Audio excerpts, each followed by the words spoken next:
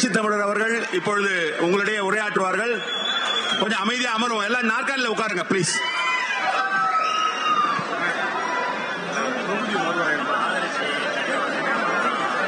தயவு செஞ்சு அனைவரும் அமைதியாக அமருமாறு கேட்டுக்கொள்கிறேன்.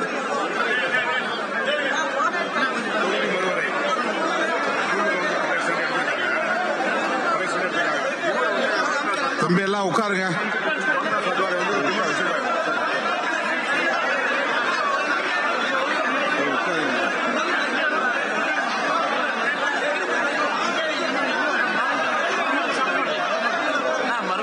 தம்பி எல்லாம் உட்காருங்க.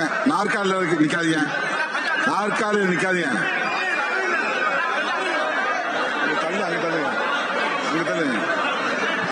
ரொம்ப ஓரமா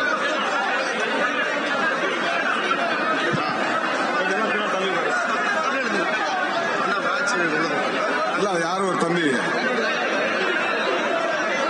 மீஸ் வயசுல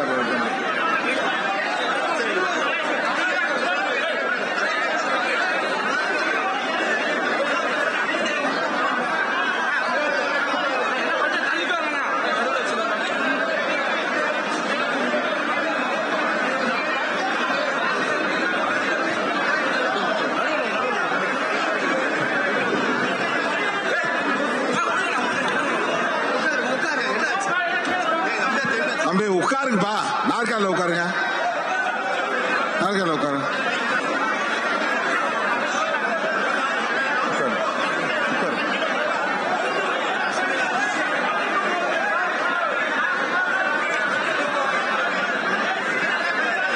அன்பார்ந்த திருப்பூர், கோவை, ஈரோடு, நீலகிரி, பொள்ளாச்சி, நாமக்கல் ஆகிய நாடாளுமன்ற தொகுதிகள் அடங்கிய மண்டல செயற்குழு கூட்டத்தை தலைமை வகித்து சிறப்பித்துக் கொண்டிருக்கிற திருப்பூர் மண்டல செயலாளர் சிறுத்தை வள்ளுவன் அவர்களே, கோவை மண்டல செயலாளர் இலக்கியன் அவர்களே, நீலகிரி மண்டல செயலாளர் துரை ராஜேந்திர பாபு அவர்களே, பொள்ளாச்சி மண்டல செயலாளர் கேசவ மருகன் அவர்களே, ஈரோடு மண்டல செயலாளர் ஜாஃபர் அலி அவர்களே, நாமக்கல் மண்டல செயலாளர் பழ மணிமாறன் அவர்களே,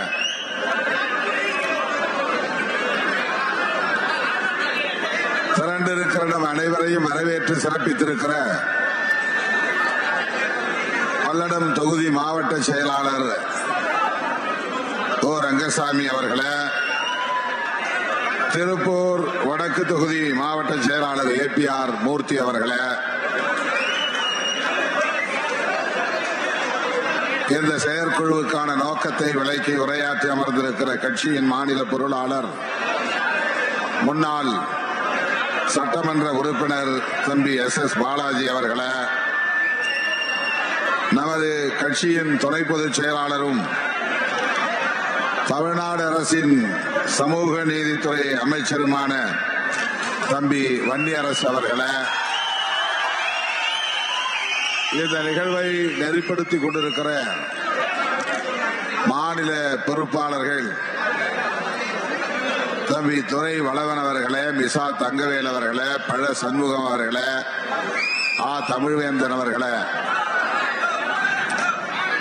மற்றும் நிகழ்வை முன்னின்று நெறிப்படுத்திக் கொண்டிருக்கிற தொகுதி மாவட்ட செயலாளர்களே, மண்டல துணை செயலாளர்களே, மாநில பொறுப்பாளர்களே, பல்லடம், திருப்பூர் வடக்கு நிர்வாகிகளே, இந்நிகழ்வில் பங்கேற்றுதலை சிறப்பித்துக் கொண்டிருக்கிற தலைமை ஒருங்கிணைப்பு குழுவை சார்ந்த தோழர்கள் கூகா பாவலன், வே கனியமுதன், பொதினி வளவன், தகடூர் தமிழ்ச்செல்வன் ஆகிய தோழர்களே, நன்றி உரை ஆற்றவிருக்கிற திருப்பூர் தெற்கு தொகுதி மாவட்ட செயலாளர் இரா சுப்பையா அவர்களே,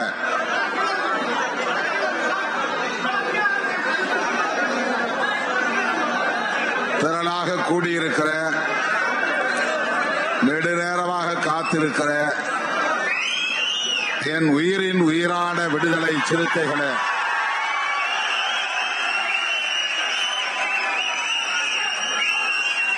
உங்கள் அனைவருக்கும் என்னுடைய பணிவார்ந்த வணக்கத்தை தெரிவித்துக் கொள்கிறேன். தம்பி, நீங்களா உட்கார மாட்டீங்களா?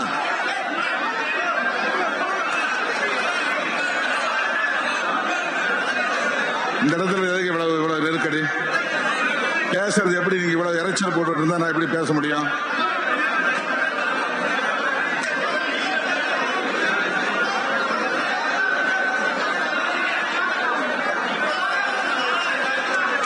உட்காருப்பா, கீழே உட்காருப்பா, கீழே உட்காருங்க.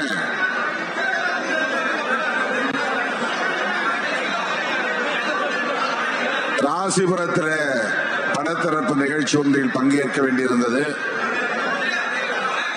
அங்கேயே மணி 5 மணிக்கு மேலாகிவிட்டது.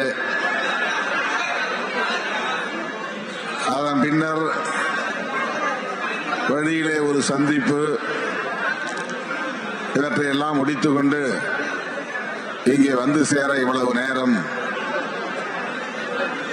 கடந்து விட்டது. காலை மதுரையில் இருந்து புறப்பட்டு நாமக்கல், ராசிபுரம் என்று ஒரு சில நிகழ்ச்சிகளையும் முடித்துக் கொண்டு இங்கே வந்து சேர காலத்தாழ்வு நேர்ந்துவிட்டது. பொறுத்தருள வேண்டும் என்று முதலில் வேண்டுகோள் விடுக்கிறேன். கடந்த 11ஆம் தேதி தொடங்கி இன்றைக்கு 18ஆம் தேதி வரையில் இந்த மண்டல செயற்குழு கூட்டங்கள் நடைபெற்று வருகின்றன. காஞ்சிபுரம், திருவண்ணாமலை, சிதம்பரம், திருச்சிராப்பள்ளி, மதுரை, திருநெல்வேலி என்று தொடர்ச்சியாக மண்டல செயற்குழு கூட்டங்களை எல்லாம் முடித்துக் கொண்டு இன்றைக்கு மேற்கு மண்டல செயற்குழுவை நாம் திருப்பூரில் நடத்தி கொண்டிருக்கிறோம். தோழர்களே, நாளை பாண்டிச்சேரியிலே மண்டல செயற்குழுவை நிறைவு செய்வதாக அறிவித்திருந்தோம். தவிர்க்க முடியாத காரணங்களால் பாண்டிச்சேரிக்கு 24ஆம் தேதி நடத்துவதென்று முடிவு செய்திருக்கிறோம். ஆகஸ்ட் 17ஆம் தேதி நாம் நடத்த இருக்கிற தமிழ் தேசிய எழுச்சி மாநாட்டுக்கான செயற்குழு கூட்டங்கள் இவை. நீங்க எல்லாருக்கும் இடையில 2 பேர் இருக்கிறீங்க, பின்னால உட்கார்ந்து மறைக்கும். அங்கேயே நாற்காலி போட்டு உட்காரலாமே, அந்த இடத்துல அவ்வளவு இடம் இருக்க. அது எதுக்காக அந்த இடத்துல அவ்வளவு கேப்? நீங்க சேர்ந்து உட்கார்ந்தா என்ன? எதுக்காக அவ்வளவு கேப்? இந்த இடத்துல சேர்ந்து உட்கார்ந்தா என்ன? நீங்க இடம் கொடுக்கும் போது எல்லாரும் உள்ள வந்து இருக்கிறாங்க இல்லையா? உங்களே இல்லப்பா, அவங்க பின்னால, உங்களுக்கு பின்னால உட்கார்ந்தவங்க.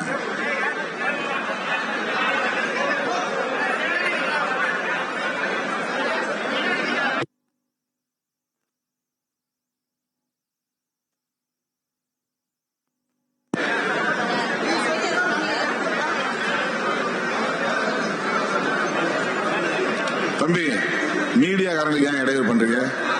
நீங்க ஏன் மேலே ஏறி நிக்கிறீங்க? எதுக்கு மேலே ஏறி நிக்கிறீங்க? நாற்காலி இருந்தா உட்காருங்க, கீழே கூட தரையில உட்காருங்களேன். தம்பி, உங்களை தான் சொல்றேன், நீங்க உங்களை தான் சொல்றேன். ஒரு நாற்காலி பிடிச்சு உட்காருங்க. நீங்க பின்னால உட்காந்து மறைக்கிறீங்களா? பின்னால உங்களுக்கு இடம் கிடக்கு பாருங்க, நாற்காலி கிடக்கு பாருங்க. தம்பி, நாற்காலில உட்காருங்க. தம்பி, உங்களை தான் சொல்றேன், நாற்காலில உட்காருங்க.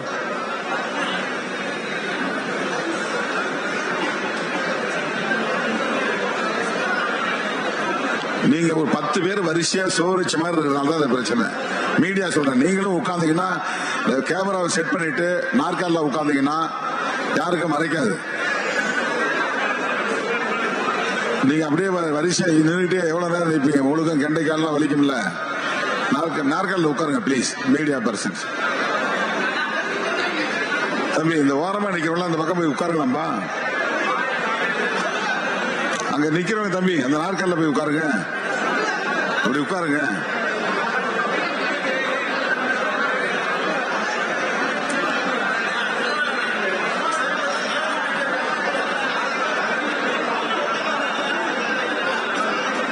தம்பி, நீங்க கேமராவை செட் பண்ணிட்டு உட்காருங்க ப்ளீஸ். கேமராவை செட் பண்ணிட்டு உட்காருங்க. தனித்தனியா இருந்தீங்கன்னா பரவாயில்ல. 10 பேர் அப்படியே நீங்க ஒரே இடத்துல நிற்கும் போது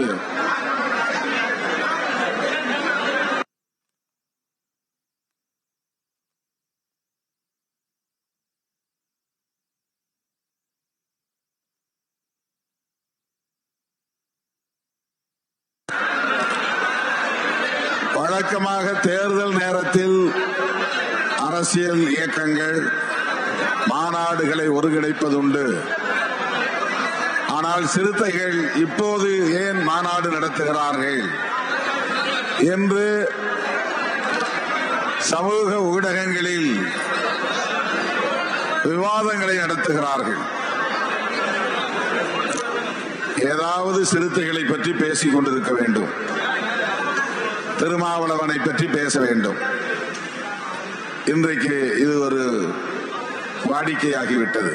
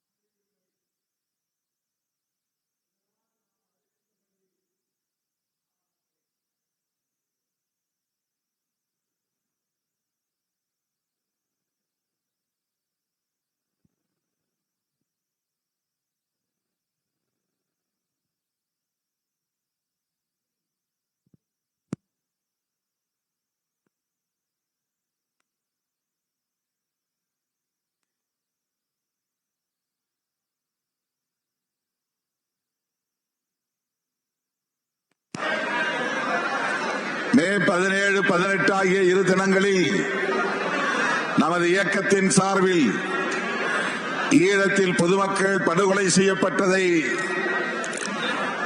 நினைவுகூர்ந்து அவர்களின் ஈகத்தை போற்றும் வகையில் வீர வணக்கம் செலுத்துவதை நிகழ்வாக ஒருங்கிணைப்பது வாடிக்கையான ஒன்று.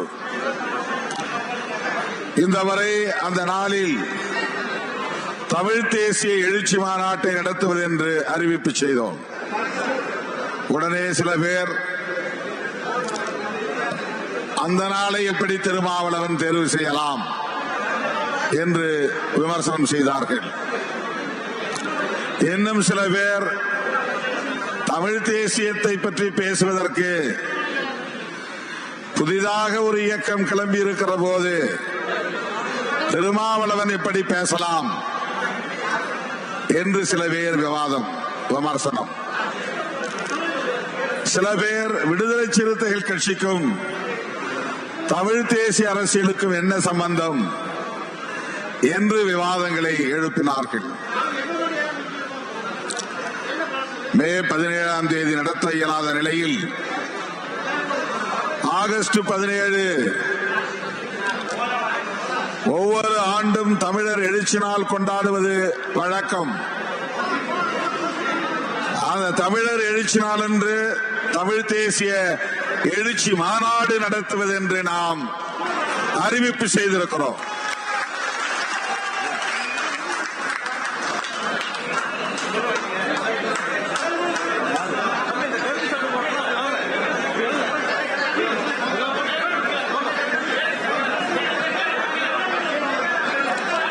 தோழர்களே,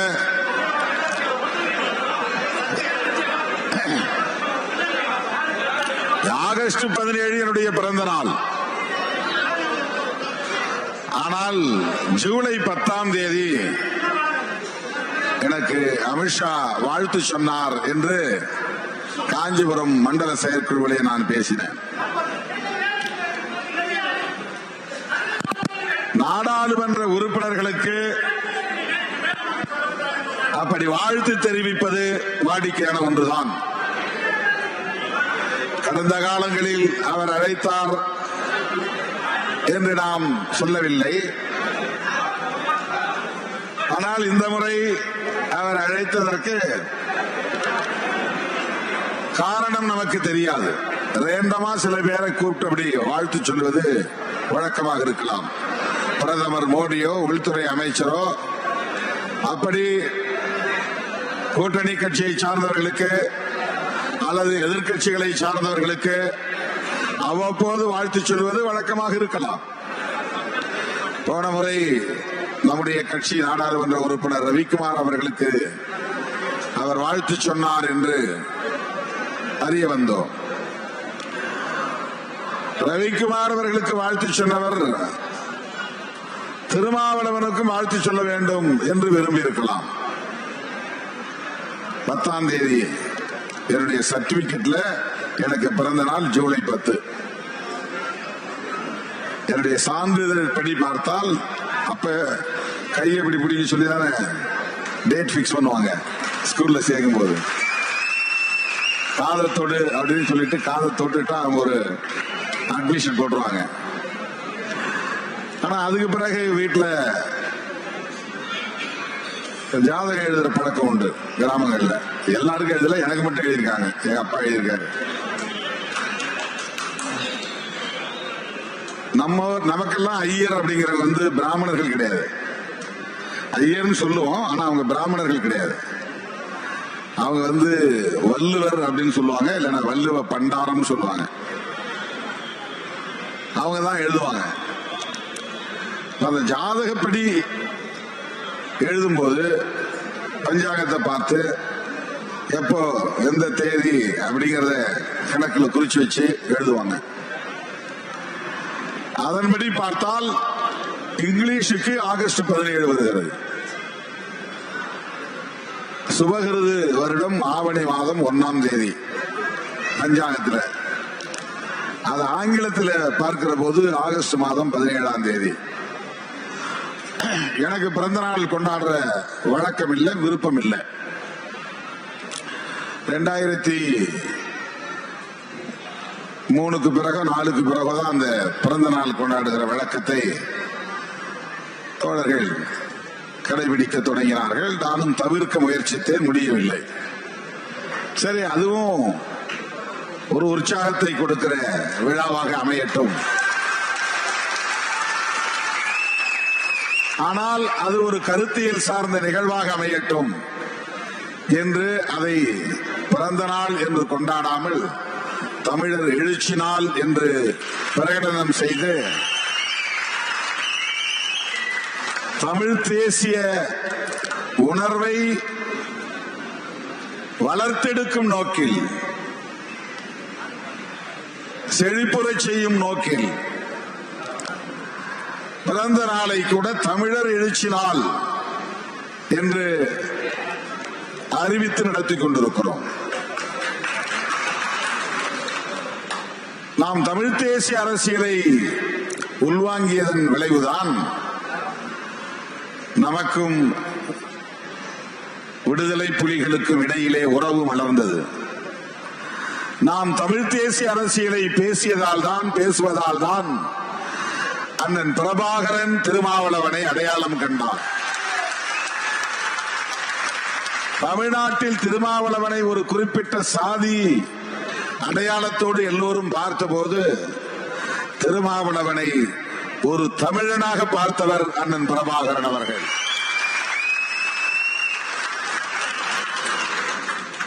தலித் மக்களும் அல்லது தலித் இளைஞர்களும் அல்லது விடுதலை சிறுத்தைகளும் தொடக்க காலத்தில் எனக்கு என்ன அடைமொழி வைத்தார்கள் என்றால், சேரி புயல் என்றுதான் அடைமொழி வைத்தார்கள். சேரி புயல் இரா திருமாவளவன் என்றுதான் மதுரை வீதிகளில் சுவரொட்டிகளில் அச்சிட்டு ஒட்டுவார்கள். சுவரொட்டியில் மட்டுமல்ல, சுவர் விளம்பரங்களில் எழுதுவார்கள். அப்படி சேரி புயல் இரா திருமாவளவன் என்றிருந்த என்னை இந்த தமிழ் தேசிய அரசியல் எழுச்சி தமிழர் திருமாவளவன் என்று அழைக்கும் நிலையை உருவாக்கியது. அமெரிக்காவிலே நியூயார்க்கில் நடைபெற்ற ஒரு விழாவில் தமிழகத்திலிருந்து அங்கே சென்று வாழ்ந்து கொண்டிருக்கிற தமிழர்கள் நடத்திய விழாவில் செந்தமிழ் காவலர் என்று எனக்கு அடைமொழி தந்தார்கள், பட்டம் தந்தார்கள். சிங்கப்பூரிலே வாழும் தமிழர்கள் என்னை அழைத்து செம்மொழி செம்மல் என்கிற அடைமொழியை தந்து பாராட்டினார்கள்.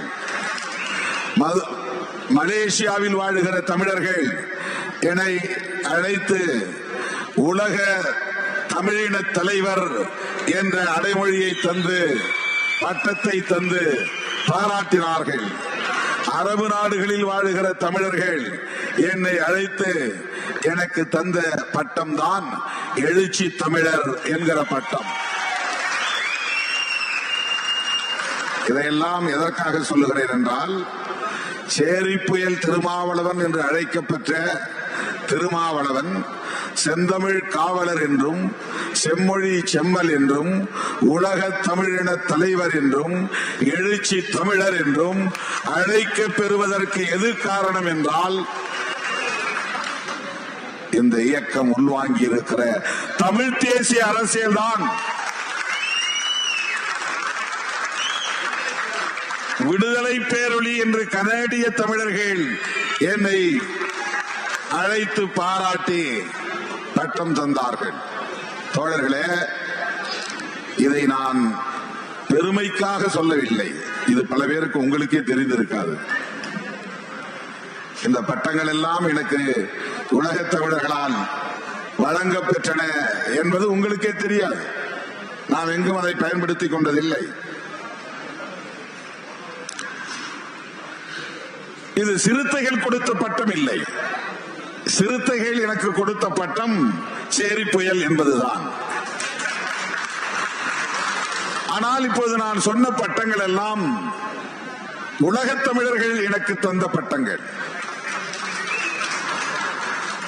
அதற்கு காரணம் திருமாவளவன் ஒட்டுமொத்த தமிழ் சமூகத்திற்குமான ஒரு தலைவர். தமிழ் இனத்தின் நல தமிழீழ விடுதலைக்கான களத்தில் நிற்கும் ஒரு தோழன் என்ற புரிதலின் அடிப்படையில் தான். ஆனால் இன்றைக்கு சில பேர், நீங்க என்ன சார் திடீர்னு தமிழ் தேசியம் பேச ஆரம்பிச்சிட்டீங்க அப்படிங்கிறாங்க. இப்ப நான் சொன்ன இந்த வரலாறு எதுவுமே அவர்களுக்கு தெரியாது. உலகத் தமிழர்கள் அழைத்து என்னை சிறப்பித்த அந்த காலகட்டங்களில் அவர்களுக்கு 2 வயசோ 3 வயசோ இருந்திருக்கும். ஊடகவியலாளர்களுக்கு 2 வயசு 3 வயசு குழந்தைகளை கிராமத்தில் என்ன சொல்லுவாங்கன்னா, கண்ணு முழிக்காத குஞ்சு கொள்ளவான்னு கிளம்பாங்க. அந்த மாதிரி இருந்த தம்பிகள் இப்போது நம்மை பார்த்து விடுதலை சிறுத்தைகள் ஏன் தமிழ் தேசியத்தை பேசுகிறது என்ற கேள்வியை எழுப்புகிறார்கள். சாதியத்தை வேறறுப்போம், தமிழ் தேசியத்தை வென்றெடுப்போம். இது நான் எழுதிய முழக்கம். எப்போது எழுதினேன் என்று எனக்கு நினைவில்லை. எப்போதோ 20 ஆண்டுகள் 25 ஆண்டுகளுக்கு முன்னால் எழுதிய முழக்கம். பழைய துண்டறிக்கைகளை தேடி பார்த்தால் கிடைக்கும். சாதியத்தை வேறறுப்போம், அது சாதி ஒழிப்புக்கான அரசியல், புரட்சியாளர் அம்பேத்கரின் அரசியல். அதை வேறறுப்பதன் மூலம்தான் தமிழ் தேசியத்தை வென்றெடுக்க முடியும். சும்மா தமிழனே வா என்றால் வரமாட்டான். ஏன்னா சாதியை தடுக்கிறது. தமிழர்கள் ஒருங்கிணைய முடியுமா என்றால் முடியாது. தமிழன் தான் ஆள வேண்டும் என்பது மேலோட்டமாக பார்த்தால் சரி என்று தோன்றும். ஆனால் அவன் சாதி வெறி பிடித்த தமிழனாக இருந்தால் அவன் ஆளுவதை நாம் ஏற்றுக்கொள்ள முடியுமா? சனாதன நம்பிக்கை உள்ள தமிழனாக இருந்தால் அவருடைய ஆட்சியை நாம் ஏற்றுக்கொள்ள முடியுமா?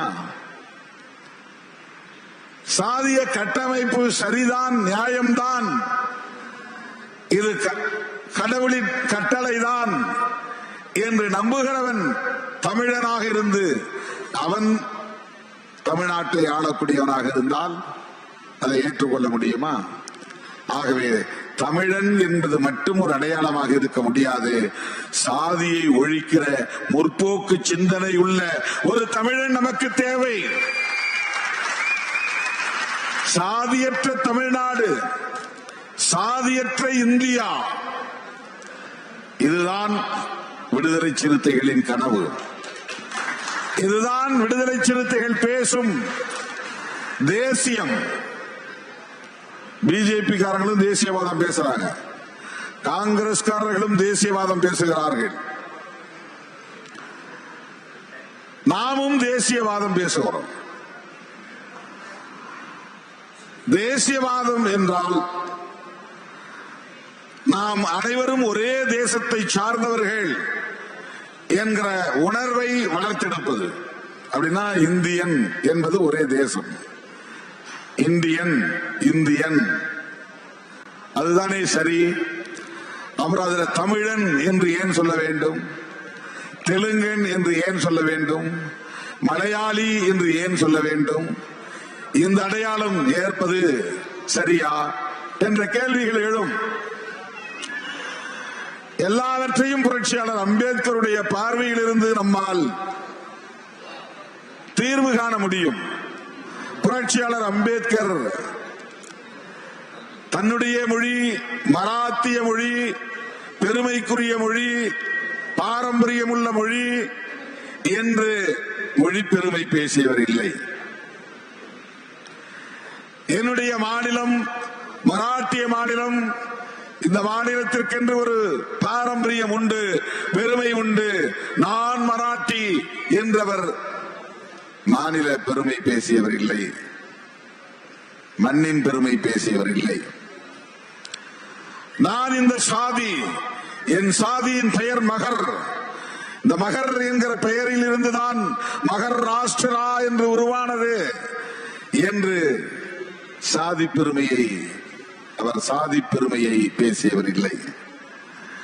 நான் இந்து, இந்து மதத்திற்கென்று ஒரு பாரம்பரியம் இருக்கிறது, என்னுடைய பெற்றோர் ராம்ஜி சக்பால், ரமாபாய் என்றெல்லாம் பெயர் வைத்திருக்கிறார்கள்.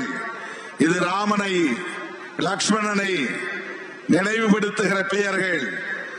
ராமாயணத்தின் மீதும் மகாபாரதத்தின் மீதும் எங்களுக்கு நம்பிக்கை இருப்பதனால்தான் எனக்கு பீமா ராவ் என்று பீமனின் நினைவாக பெயர் வைத்திருக்கிறார்கள் என்று ராமாயண பெருமையோ மகாபாரத பெருமையோ பேசக்கூடிய ஒரு இந்துத்துவவாதியாக புரட்சியாளர் அம்பேத்கர் எந்த இடத்திலும் தன்னை அடையாளப்படுத்திக் கொள்ளவில்லை.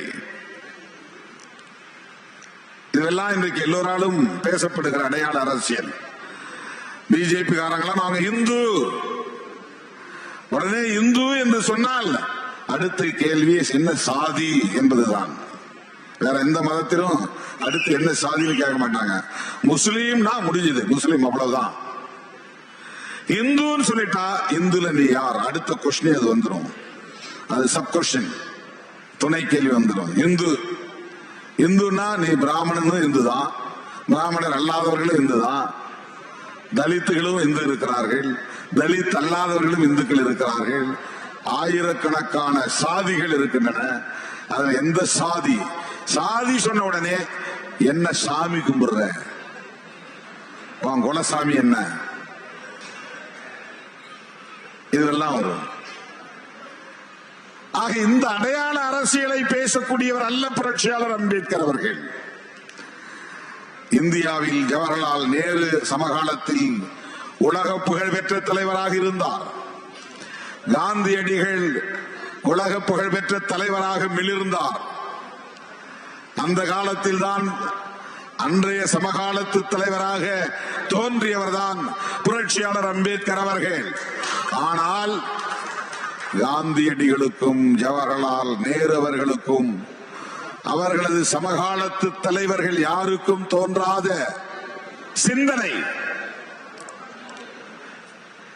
இந்த தேசம் ஒரு தேசமாக இல்லை என்கிற சிந்தனை.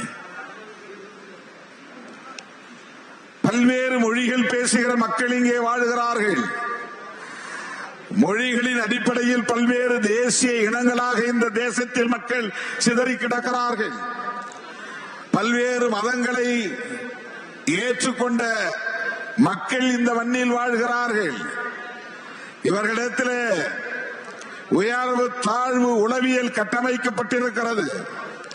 பரப்பால் உயர்ந்தவன் பரப்பால் தாழ்ந்தவன் என்கிற சமூக கட்டமைப்பு இங்கே நீண்ட நெடுங்காலமாக உறுதிப்பட்டு கெட்டித்தட்டி இறுகி கிடக்கிறது. இதனால் கோடிக்கணக்கான மக்கள் இழிவுக்கும் சுரண்டலுக்கும் ஆளாக்கப்பட்டு வருகிறார்கள். அது தொடர்ந்து கொண்டே இருக்கிறது என்று கவலைப்பட்ட ஒரே தலைவர் புரட்சியாளர் அம்பேத்கர் அவர்கள்தான். இந்த கவலை காந்தியடிகளிடமோ ஜவஹர்லால் நேரு அவர்களிடமோ இல்லை. புரட்சியாளர் அம்பேத்கர் அவர்கள் இந்த பாகுபாடுகளை எல்லாம் களைந்து இவர்கள் அனைவரும் ஒரே தேசத்தை சார்ந்தவர்கள் என்கிற உணர்வை பெற்று சமத்துவத்தோடு சகோதரத்துவத்தோடு இவர்கள் வாழ வேண்டும், அப்படி ஒரு இந்தியா இங்கே உருவாக வேண்டும் என்று கவலைப்பட்டவர், சிந்தித்தவர், இரவு பகல் பாராமல் அதற்கென்று உழைத்தவர் ஒரே தலைவர் புரட்சியாளர் அம்பேத்கர் அவர்கள் மட்டும்தான். அதனால்தான் மிக இளம் வயதிலேயே அனிகிலேஷன் ஆஃப் காஸ்ட், சாதி அழித்தொழித்தல், சாதியை அழித்தொழிக்க வேண்டும் என்கிற சிந்தனை, இந்த சொல்லாடல் காந்தியடிகளின் நாவில் இருந்து வரவில்லை. புரட்சியாளர் அம்பேத்கர் தான் ஒரே தலைவர் தான். சமகாலத்தில் எத்தனையோ உலக புகழ்பெற்ற தலைவர்கள் தோன்றியிருந்தாலும் சாதி ஒழிக்கப்பட வேண்டும் என்கிற சிந்தனையை பெற்ற ஒரே தலைவர், பெற்றிருந்த தலைவர் புரட்சியாளர் அம்பேத்கர் அவர்கள். அதனால்தான் அவர் புரட்சியாளர் என்று நாம் அடைமொழியோடு அழைக்கிறோம். ஒரு மனிதனுடைய சிந்தனை இந்தியாவை ஒட்டுமொத்தமாக புரட்டி போட்டுக் கொண்டிருக்கிறது, புரட்டி போட்டுக் கொண்டிருக்கிறது, மாற்றிக் கொண்டிருக்கிறது. இந்தியாவில் இன்றைக்கு பேசப்படுகிற அரசியல், இயங்கிக் கொண்டிருக்கிற அரசியல், மாறிக்கொண்டிருக்கிற அரசியல் ஒரே ஒரு புள்ளியை மையமாக வைத்துதான்.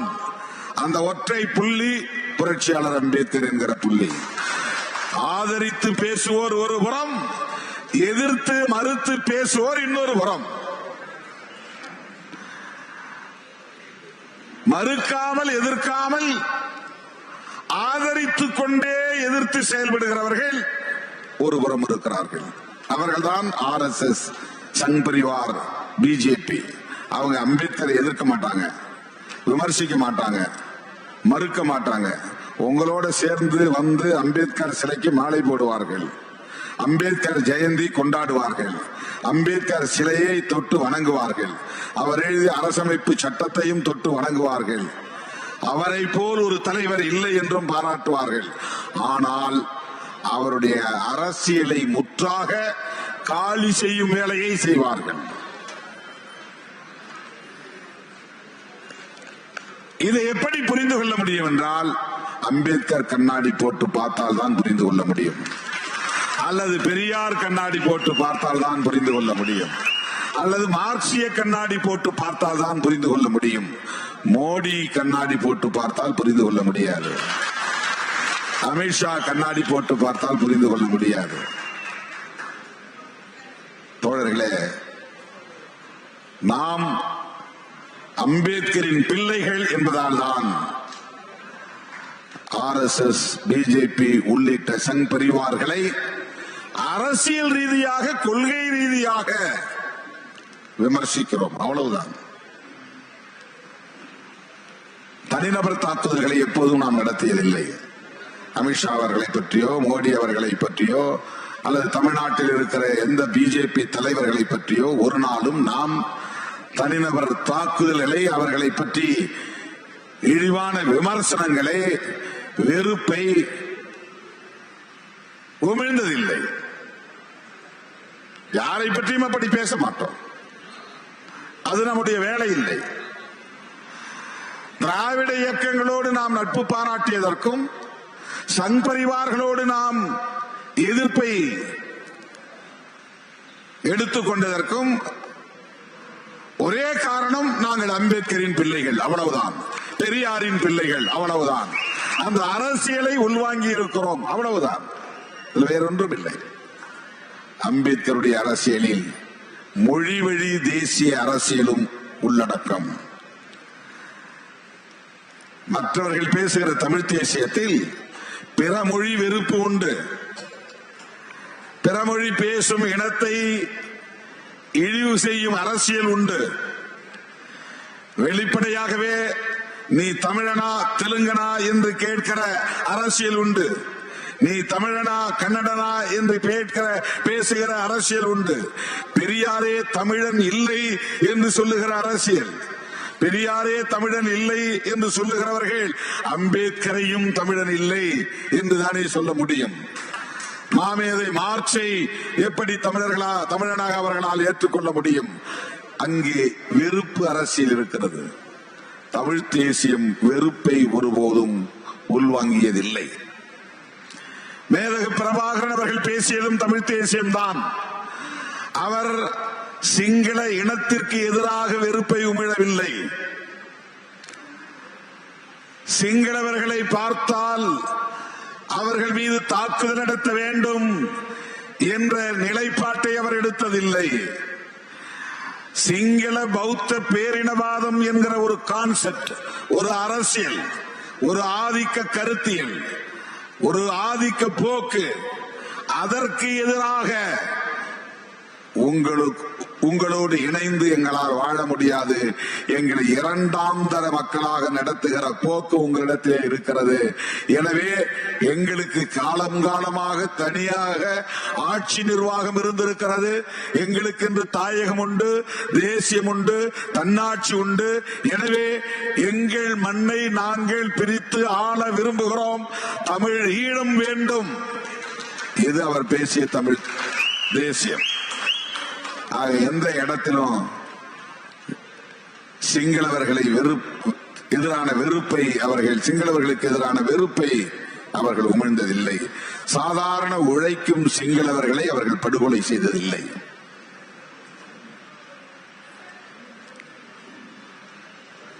கூடிய அரசியல் இல்லை. நாம் தமிழ் தேசிய எழுச்சி மாநாட்டை நடத்துவதற்கு காரணமே பெரியாரையே தமிழன் இல்லை, இது பெரியார் மண் இல்லை, பெரியாரே மண் என்று பேசுகிற திரிபுவாத அரசியல் இங்கே தலை தூக்கிய நிலையில் தமிழ் தேசியம் எங்கோ போய்கொண்டிருக்கிறது. இது ஒரு வெறுப்பு அரசியலாக மாறிக்கொண்டிருக்கிறது.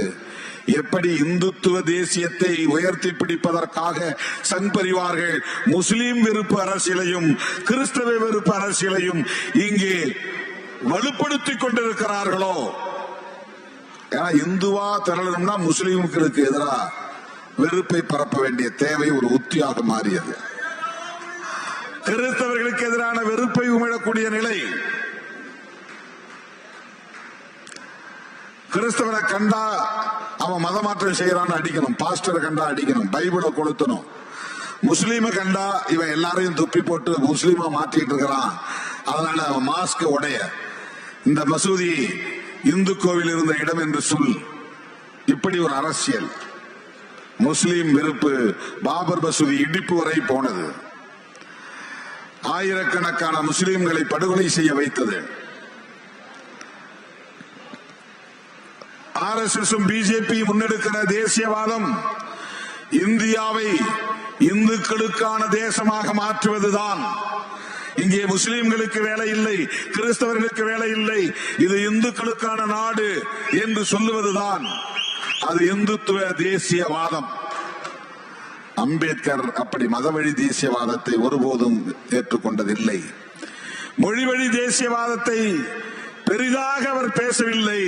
ஆனால் ஒவ்வொரு மொழிக்குமான உரிமை, மொழி உரிமை, இன உரிமை பாதுகாக்கப்பட வேண்டும். ஒரு இடத்திலே சொல்லுகிறார், வடநாடு தென்னாடு என்கிற பேதம் இங்கே வளர்வது நல்லதில்லை, வட இந்தியா தென்னிந்தியா என்று இது பிரிந்துவிடக் கூடாது. ஆகவே வடக்கே டெல்லியில் சில காலமும் தெற்கே ஹைதராபாத்தில் சில காலமும் இந்தியாவின் தலைநகரம் இயங்க வேண்டும், இந்தியாவுக்கு 2 தலைநகரம் வேண்டும் என்று சொன்னவர் புரட்சியாளர் அம்பேத்கர் அவர்கள்.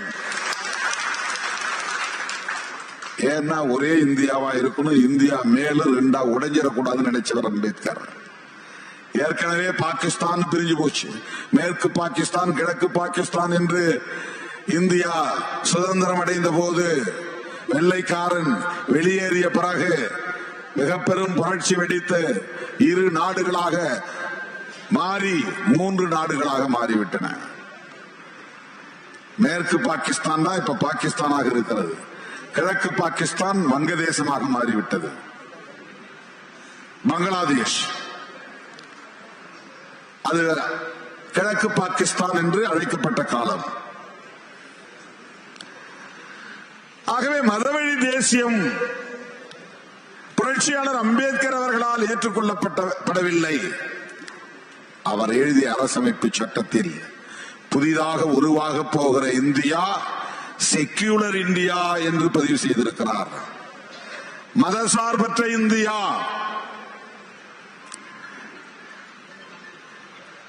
இதை இந்து நாடு என்றோ அல்லது வேறு பெயரில் கிறிஸ்தவ நாடு என்றோ அல்லது இஸ்லாமிய நாடு என்றோ எந்த காலத்திலும் இது அழைக்கப்படக்கூடாது என்கிற தொலைநோக்கு பார்வையோடு புரட்சியாளர் அம்பேத்கர் அவர்கள் மதசார்பற்ற இந்தியா என்று இந்த இந்தியாவை உருவாக்க விரும்பினார். இதுதான் அம்பேத்கரின் அரசியல். ஆக மதவழி தேசியத்தை பேசுகிற RSS சங் பரிவார் அமைப்புகளுக்கு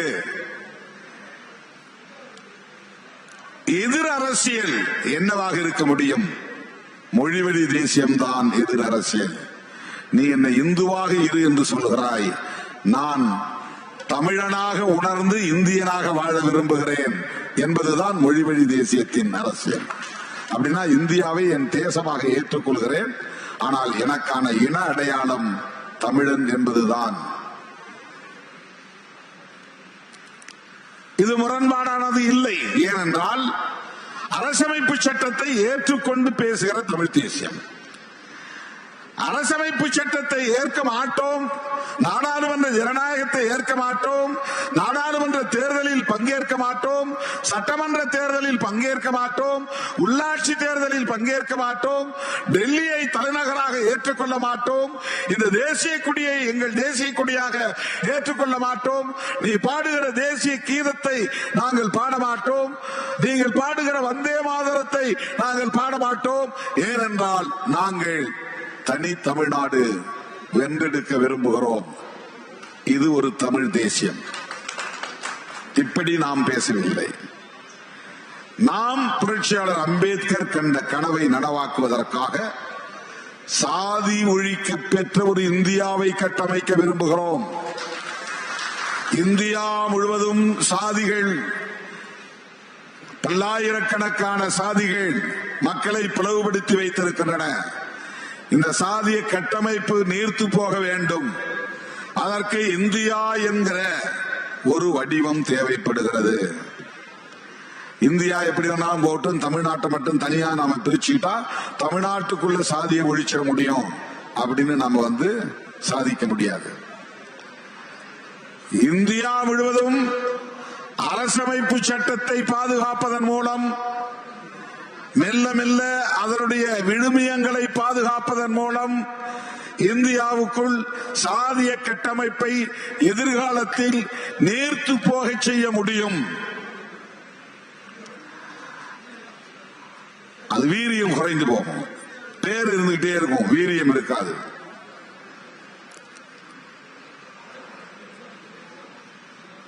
நேர்த்து போகும். அது அரசமைப்பு சட்டத்தை உறுதியாக நடைமுறைப்படுத்தினால் நேர்த்து போகும். அதுதான் அந்த அரசமைப்பு சட்டத்தை ஏற்றுக்கொள்ளக்கூடியவர்கள் தான் புரட்சியாளர் அம்பேத்கரின் பிள்ளைகளான விடுதலை சிறுத்தைகள். எனவே மொழி வழி தேசியம் ஒவ்வொரு மாநிலத்திலும், மலையாள தேசியம், தெலுங்கு தேசியம், கன்னட தேசியம், மராத்தி தேசியம், ஹிந்தி தேசியம்,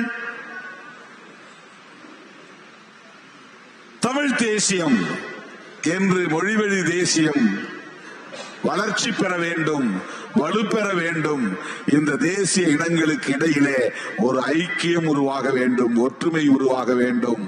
இந்த தேசிய இனங்கள் அனைத்தும் சேர்ந்து சமத்துவ இந்தியாவை வென்றெடுக்க வேண்டும். அம்பேத்கர் கண்ட கனவை நனவாக்க வேண்டும். இந்த புரிதலில் தான் நாம் பேசும் தமிழ் தேசியம் இருக்கிறது. இந்த அரசியலில் வெறுப்புக்கு இடமில்லை, சாதி ஒழிப்புக்குத்தான் இடம் உண்டு. இந்த அரசியலில் மொழி உரிமையும் இன உரிமையும் உள்ளடக்கமாக கொண்ட மாநில சுயாட்சி வேண்டும். பெடரலிசம் கான்ஸ்டிடியூஷன்ல இருக்கு. கூட்டாட்சி தத்துவம். டெல்லியில் இருக்கிற அரசாங்கமே முழு அதிகாரம் பெற்ற ஒரு அரசாக இருந்துவிடக் கூடாது. ஒவ்வொரு மாநில அரசுக்கும் முழுமையான சுதந்திரம் வேண்டும், அதிகாரம் வேண்டும். இந்த மாநில அரசுகள் வலிமையோடு இருப்பதன் மூலம்தான் டெல்லி அரசு என்பது வலிமையாக இருக்க முடியும். இதுதான் பெடரல் ஸ்ட்ரக்சர், இதுதான் கூட்டாட்சி தத்துவம். ஆகவே அரசமைப்பு சட்டம் சொல்லுகிற கூட்டாட்சி தத்துவம் இங்கே வலிமை பெற வேண்டுமானால் மாநில சுயாட்சி வேண்டும். ஒவ்வொரு மாநிலத்திற்கும் வேண்டும். கேரளாவுக்கும் வேண்டும், கர்நாடகாவுக்கும் வேண்டும், ஆந்திராவுக்கும் வேண்டும், மகாராஷ்டிராவுக்கும் வேண்டும் என்று சொல்லுவதுதான் சிறுத்தைகள் பேசும் அரசியல், மாநில சுயாட்சி அரசியல். ஆகவே நம்முடைய தமிழ் தேசியம் என்பது இரண்டு கூறுகளை கொண்டது. ஒன்று, கூட்டாட்சி தத்துவத்தை வலுப்படுத்துவதற்கு ஏற்ப மாநில சுயாட்சி வேண்டும். இரண்டாவது, மதவழி தேசியம் கூடாது. மொழிவழி தேசியத்தின் மூலம் சாதி ஒழிப்பை முன்னிறுத்துகிற தேசியம். இந்த இரண்டு கூறுகளை நாம் செழுமைப்படுத்த வேண்டும் என்கிற நோக்கில்தான் இந்த தமிழ் தேசிய எழுச்சி மாநாட்டை அறிவித்திருக்கிறோம். எனவே மேற்கு மாவட்டங்களில் இருந்து குறைந்தது 2 லட்சம் பேராவது பங்கேற்க வேண்டும் மாநாட்டில். கலந்து கொள்வீர்களா? பங்கேற்பீர்களா? வெற்றி பெற செய்வீர்களா? தமிழக அரசியல் களத்தில் தாக்கத்தை ஏற்படுத்துவோமா? நாம் கருத்தியல் சார்ந்து இயங்கக்கூடியவர்கள் என்பதை மீண்டும் மீண்டும் உறுதிப்படுத்துவோமா? நம்முடைய இயக்கம் தேர்தலுக்காக உருவாக்கப்பட்ட இயக்கம் இல்லை, மக்களின் தேவைக்காக உருவாக்கப்பட்ட இயக்கம். நம்முடைய இயக்கம் பதவி பவிசுகளுக்காக உருவாக்கப்பட்ட இயக்கம் இல்லை, மக்களின் பாதுகாப்புக்காக உருவாக்கப்பட்ட இயக்கம்.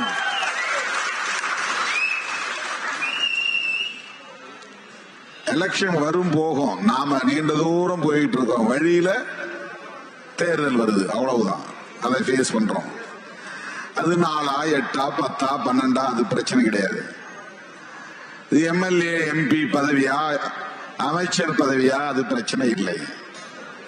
இருக்கும், இல்லாமலும் போகும், வரும், வராமலும் போகும், வெற்றி பெறுவோம், வெற்றி பெறாமலும் போகும். ஆனால் நாம் உள்வாங்கிக் கொண்ட அரசியலின் வீரியம் ஒருபோதும் குறைந்துவிடக் கூடாது. நம்முடைய வீறு கொண்ட நடை ஒருபோதும் தளர்ந்து விடக் கூடாது. நம்முடைய களம் ஒருபோதும் நீர்த்து போகக்கூடாது. நம்முடைய அரசியல் மற்றவரிடமிருந்து முற்றிலும் மாறுபட்ட அரசியல். நாம் பேசும் அரசியலை மற்றவர்களால் பேச முடியாது. நாம் ஆடும் களத்தை மற்றவர்களால் கட்டமைக்க முடியாது. ஆகவே தேர்தலை ஒட்டி நிகழ்கிற எந்த சலசலப்புகளை பற்றியும் நாம் கவலைப்படக்கூடாது. எழுதுறவன் எழுதட்டும், பேசுறவன் பேசட்டும், அவனுக்கு அதுல ஒரு மகிழ்ச்சினா மகிழ்ச்சி அடைந்து விட்டு போகட்டும், நமக்கு அது பற்றி கவலை இல்லை. அதை நாம் பொருள்படுத்த தேவையில்லை. நம்முடைய கடமை மக்களை அமைப்பாக்குவதும் அரசியல் படுத்துவதும் தான். என் உயிரின் உயிரான விடுதலை சிறுத்தைகளே, ஆகஸ்ட் 17 உங்களை உளுந்தூர் பேட்டையில் நான் சந்திக்க விரும்புகிறேன். மேற்கு மாவட்டங்களில் இருந்து எல்லா தொகுதிகளில் இருந்தும் நூற்றுக்கணக்கான வண்டிகள் உளுந்தூர் பேட்டைக்கு வந்து சேர வேண்டும் என்று வேண்டுகோள் விடுத்து அனைவரும் அமைதியாகவும் பாதுகாப்பாகவும் வீடு திரும்ப வேண்டும்.